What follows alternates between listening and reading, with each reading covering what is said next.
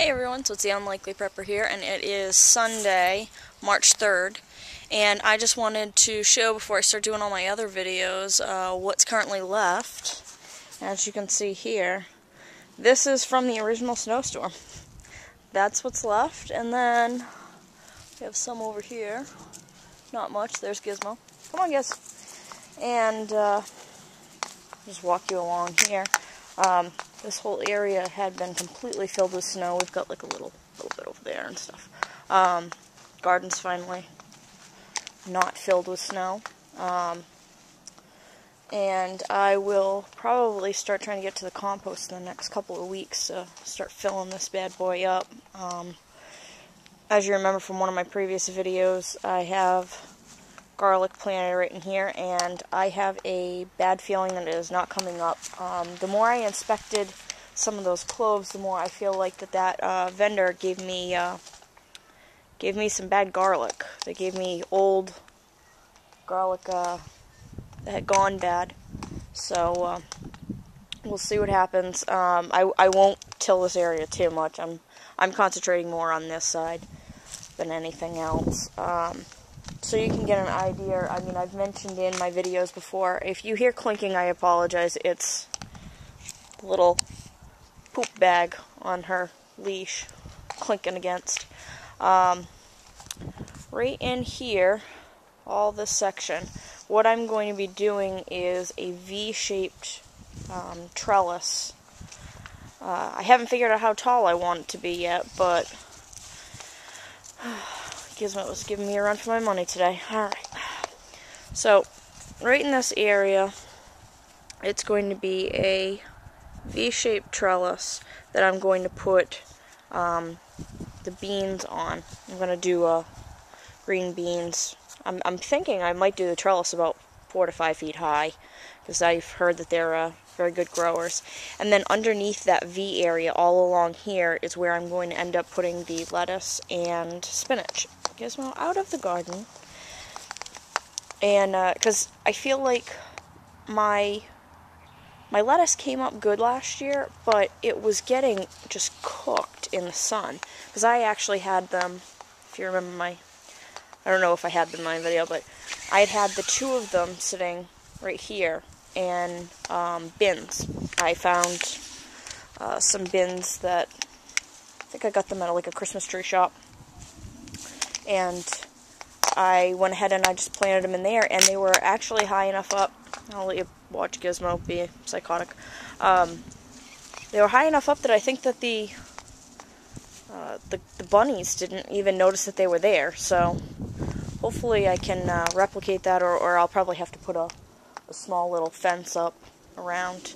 My neighbor, the one that gave me the idea, is my neighbor that lives behind us. He has a very similar type thing, and he essentially told me how he did it, and then I kind of copied it from there. So kudos to my neighbor for being super nice and helping me out with it. And then one of my other neighbors, he helped me buy the wood and put it all together.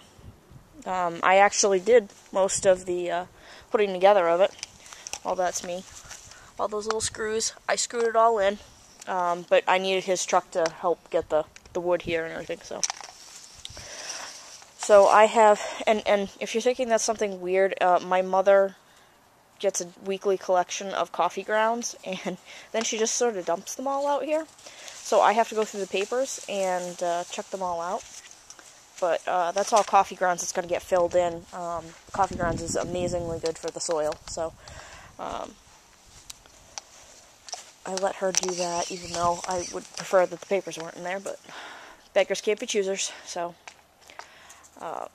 that's mainly what I've got going. I've got, I haven't really figured out the full layout. I just know that right in there is where I want the beans, but I'm thinking tomatoes right along here, because it's a good sunny area. Not that any of it, I mean, as you can see, there's no trees around here, so there's no way that you're getting any shade. And over here, I'm waiting for Gizmo to finish going to the bathroom and getting herself unstuck from the side of this thing. Thank you, Gizmo. I appreciate that.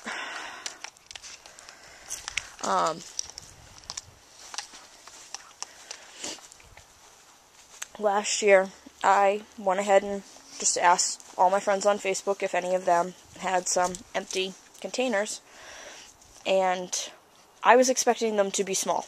I was not expecting them to be this big. But I had a friend who, his parents decided to re-landscape his entire yard and had all these extra bins, and I'm not kidding when I say there must be probably about 20 here of these bins, and I will be told that they're an eyesore unless I spray paint them, so I'm thinking I'll do a light spray painting of like a blue color or something to match our little Cape Cod theme here. And I will go ahead and put some things in them, and I'm thinking of doing some peppers. People who know better than I can tell me if the peppers, green peppers and like sweet peppers will do better in those, or if I should just stick them in the garden. I know hot peppers will do well in them. We typically don't use hot peppers, but I can use them for barter and trade here, so I can trade them in for something else. I am steering away from squash and zucchini because I hear that they love to take over gardens, and I'm a little nervous of that. Right here is hostas. You can actually see that they're starting to come through a little bit. I am thinking about digging them up and taking this area and turning this into an additional garden area. I don't know whether I'll do it as an herb garden or what. Initially, I'm going to have to battle out all that grass that's taken over.